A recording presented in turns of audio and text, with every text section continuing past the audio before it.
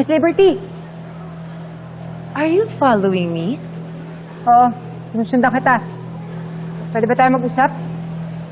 What's this about? Teka, nahanap niyo na ba yung crazy fan ko? Crazy fan? Yung nakakatawa ba? Wala naman. Pero ma'am, pwede mo bang i-explain sa akin kung bakit parehong-pareho yung sulat mo at yung sulat na sinasabi mong crazy fan?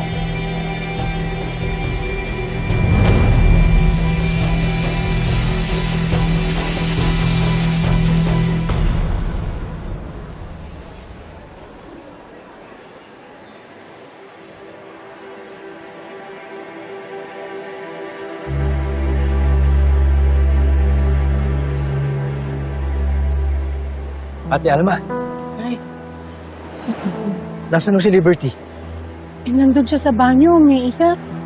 Hindi niya nga napigilan yung sarili niya, na-announce niya na may death threat sa kanya.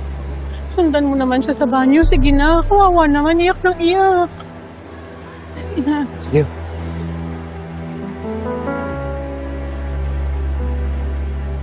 Ano ma'am? Bakit hindi ka makasagot? You're really expecting me to answer that? How dare you? Bakit? Ano pinapalabas mo, ha? Wala naman. Pero gusto mo masood to, di ba? Pati na lang tayo magtulungan. Unless, tama yung hinala ko.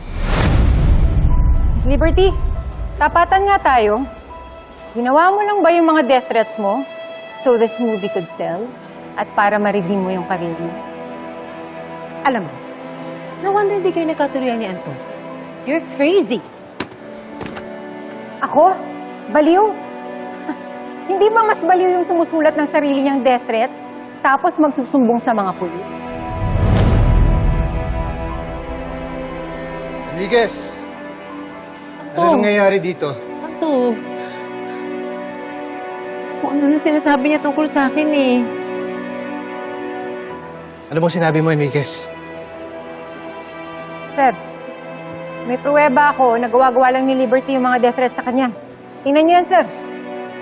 Yan yung sulat ng crazy fan niya at yung sulat niya. Ayan. Pasensya ka na, Libay. Ako nang bahala dito kay Enriquez. Teka lang, sir. Ano ikaw nang bahala? Kakatawag lang ni Dizon. At ang sabi niya, halos lahat daw ng fan ni Liberty kayang gayahin yung handwriting niya. Totoo ba yun, Libay? Oo, Anton, totoo yun. Ano masasabi mo, Enriquez?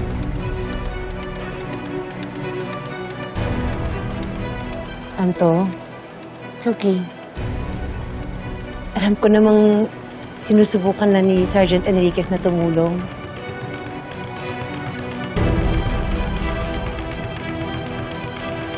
Sasabihin ka pa ba? Ano, sir? Anto,